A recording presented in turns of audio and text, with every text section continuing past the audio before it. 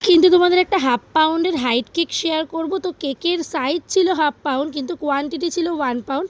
কিন্তু আমার কোনো দিনই ঠিকঠাক সাইজের হলেও কোয়ান্টিটি সেম থাকে না। দেখতেই পেলে একটা 1 পাউন্ড কেকের ওয়েট খুব জোর হলে 500 থেকে 550 গ্রাম হয়, সে জায়গায় আমার 600 প্লাস হয়ে গেছে, মানে প্রায় 700 গ্রামের কাছাকাছি।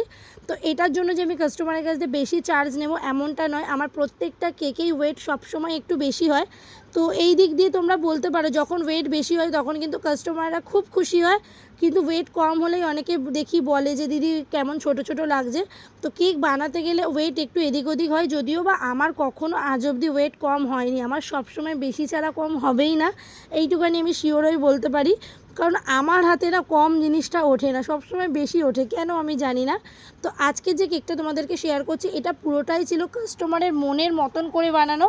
মানে কাস্টমার আমাকে যেমনটা বলেছে আমি কিন্তু তার কথা শুনে ঠিক তেমনটাই করে দেওয়ার চেষ্টা করেছি, একটুও এক্সট্রাও করিনি, একটু কমও করিনি। আর কাস্টমার কিন্তু আমার খুব খুশি হয়েছিল টেস্টের দিক দিয়েও আর ডেকোরেশনের দিক দিয়েও।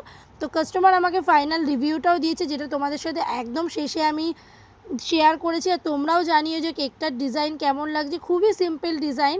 তো তোমরা যদি এরকম কেক অর্ডার করতে চাও তাহলে অবশ্যই কিন্তু আমাকে মেসেজ করতে হবে, আর মিনিমাম 2 ডেজ আগে অর্ডার করার চেষ্টা করো, তাহলে আমার একটু সুবিধা হবে।